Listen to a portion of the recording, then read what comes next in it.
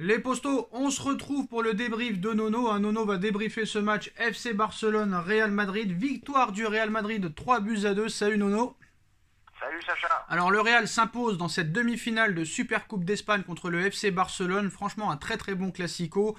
Ouverture du score du Real Madrid par Vinicius Junior à la 25e minute. De Jong égalise à la 41e sur une faute de Militao. Karim Benzema redonne l'avantage au Real Madrid, encore lui à la 72e. Ansu Fati arrache la prolongation et Federico Valverde offre la victoire au Real Madrid. Honnêtement, un Real Madrid assez impressionnant au milieu de terrain et en attaque. La connexion Vinicius Junior, Karim Benzema de mieux en mieux. Après, en défense centrale, c'est pas non plus exceptionnel. J'ai trouvé quand même un Real Madrid fébrile en défense. Mais sinon, c'est vrai qu'au milieu de terrain et en attaque, Nono, on a vu des choses très intéressantes. Est-ce que le PSG doit-il s'inquiéter ? Je pense qu'à l'instant T, on peut s'inquiéter. J'ai été aussi, comme toi, impressionné par le Real.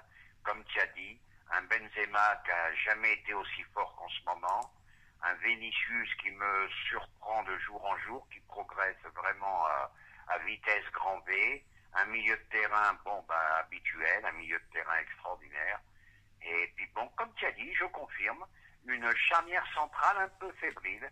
C'est peut-être là où il y a peut-être une ouverture pour le PSG. Mais malgré tout, ça sera très très très difficile et il faudra que le PSG élève de beaucoup son niveau de jeu. Alors Nono, tu m'en excuseras, je vais faire un petit monologue pour te permettre de répondre et donner un avis tranché définitif. Quand tu as une équipe que tu dois rencontrer en 8e de finale de Ligue des Champions qui s'appelle le Real Madrid, qui a un meilleur milieu que toi, et de très loin, Toni Kroos, Casemiro et Luka Modric, et si tu veux faire un changement, t'as Valverde. Nous, à part Marco Verratti, c'est dur de trouver des milieux haut niveau, même si ces milieux-là du Paris Saint-Germain ont déjà prouvé que quand il y a des gros matchs qui arrivent, ils sont capables, on l'a vu lors des dernières années, de se mettre au niveau. Alors quand ton milieu est inférieur, quand ton coach est inférieur à celui qu'a le Real Madrid, quand l'attaque du Real Madrid est plus efficace et s'entend mieux que ton attaque à toi, ton Neymar, qui est inexistant quand il joue et qui est blessé depuis plusieurs mois et qu'on ne sait pas dans quel état il va revenir. Un Lionel Messi qui est plus en Argentine ou en tribune que sur le terrain, qui devrait encore être forfait samedi contre Brest. Quand tu as une dépendance Mbappé, comment tu t'en sors ? Je veux te dire, la petite chance qu'on a, c'est que c'est dans un mois. Mais comme je t'ai dit, à l'instant T, je ne vois pas comment on peut s'en sortir. Je pense qu'il y a une très grosse différence de niveau entre les deux équipes. Et puis j'ai été très impressionné. C'est que tout le monde, ça court sans arrêt. Et je pense qu'on va encore avoir une grosse différence de kilomètres en fin de match. Donc ça va être très très compliqué. Il faudra un pari magique vraiment, parce que là je vois pas en l'état actuel des choses comment on peut s'en sortir. Alors sûrement que le milieu de terrain sera la clé du match. On a vu un Vinicius Junior assez exceptionnel, un peu dans tous les coups. Un Karim Benzema qui n'a jamais été aussi bon. Karim Benzema qui n'est même pas dans les 3 nominés à The Best. Tu te demandes qui c'est qui fait un petit peu les nominations. Bon, Asensio à droite, Nono, j'ai pas trouvé exceptionnel. Le côté droit pour moi du Real Madrid est le maillon faible avec un Carvajal que je trouve un petit peu en dessous ces derniers mois. Un Militao Nacho, est-ce que c'est supérieur à un Kimpembe Marquinhos pour toi ? Moi je dis non. Non. Au niveau charnière centrale, je te dis, c'est peut-être le seul défaut que je leur ai trouvé. Une charnière un peu fébrile. Alors comme on l'a dit Nono, l'entente en attaque est meilleure que celle au Paris Saint-Germain, leur milieu est supérieur, leur coach est supérieur, leur structure est supérieure, leur identité de jeu et leur philosophie de jeu est supérieure, nous n'avons pas d'identité de jeu ni de philosophie. Comment faut-il jouer pour contrer ce Real Madrid ? Faut leur laisser le ballon volontairement, et essayer de jouer par contre-attaque ultra rapide avec Mbappé. Voilà. Je pense qu'on pourra s'en sortir avec un grand Mbappé, un Messi qui retrouve un niveau convenable, on va dire. Et puis voilà, ça se pourra. Moi, je vois que comme ça. Oui, mais vraiment des espoirs.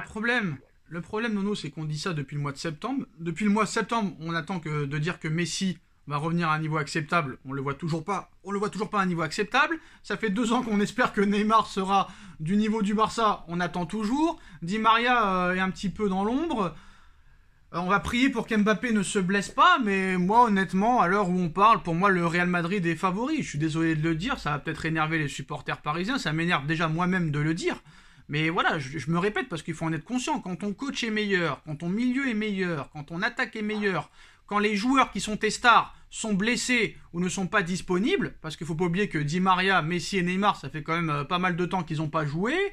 Hakimi, Idrissa Gueye, qui sont des titulaires en puissance, ne sont pas disponibles et sont à la canne, on ne sait pas dans quel état ils vont revenir. Comment tu veux préparer ce match sereinement alors que le Real, à chaque match, met presque la même équipe, alors que nous, ça fait plus de 100 matchs, Nono, qu'on n'a pas aligné 2 fois la même équipe. Ils se connaissent par cœur, on se connaît pas, on n'est pas favori, c'est tout simple.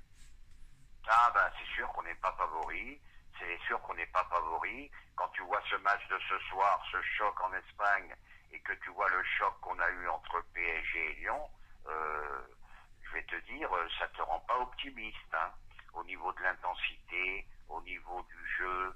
Mais c'était le jour et la nuit entre ces deux parties.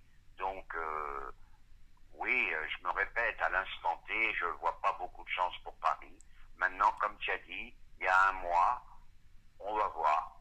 Est-ce qu'on va retrouver un Gay qui nous fait des grands matchs dans les grandes confrontations? Ça pourrait nous aider.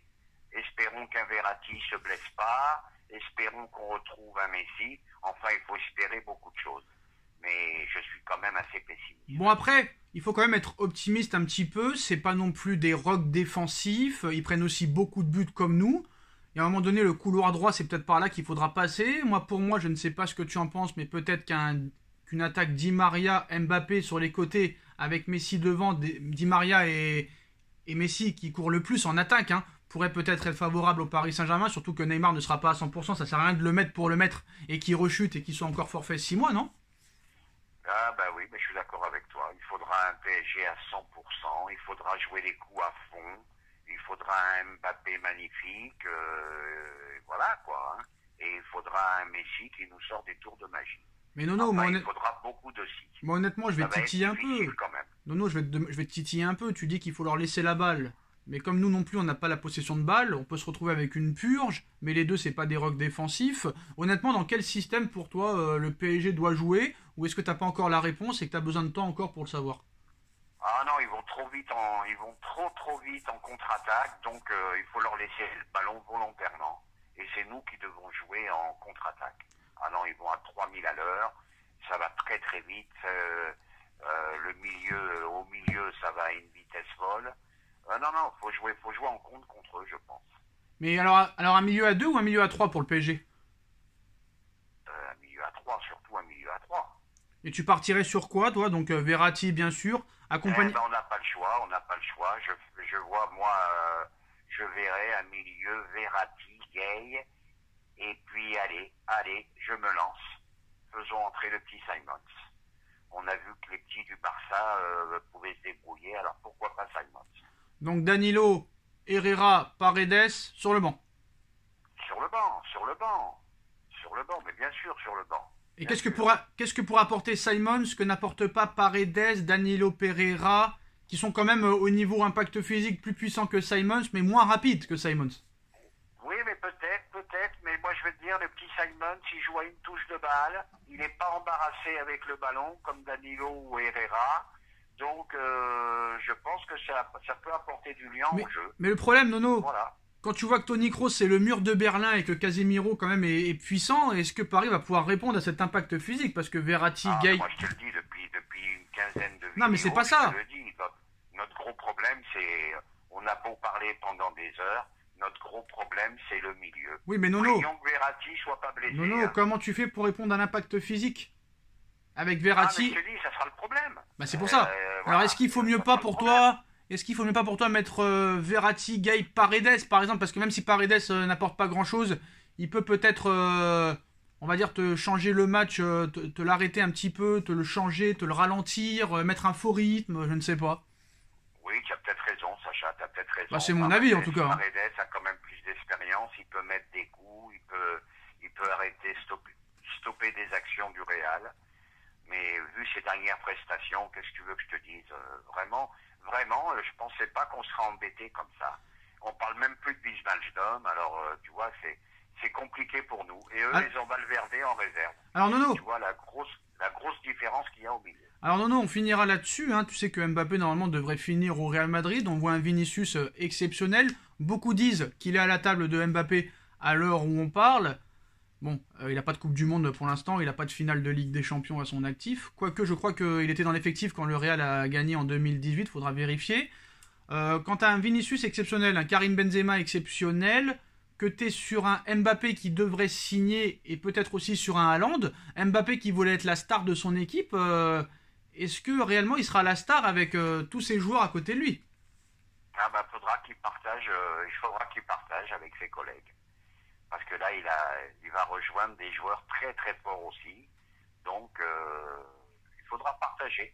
Il faudra partager la gloire. Tu penses que le Real avec Vinicius, Benzema, Mbappé sera dans les prochaines années l'équipe indestructible? Ah, ça devient injouable, là, à mon avis. À mon avis. Ça va être du calibre. Mbappé qui va à 2000 à l'heure, Vinicius qui va à 2000, l'autre, le Benzema, qui marche sur l'eau. T'as l'impression qu'il a 25 ans, il en a 34. Impressionnant, impressionnant. Bon, bah on verra ce qui se passera. En tout cas, les postos, bon, on est inquiet, mais on n'est pas résigné non plus. Je pense qu'il y aura quand même des possibilités de faire quelque chose. Dites-moi en commentaire ce que vous en pensez. On like, on partage, on commente, on s'abonne. Merci Nono d'avoir été présent. Et on se retrouve. Merci Sacha. Et on se retrouve très vite pour une nouvelle vidéo. Tchuss!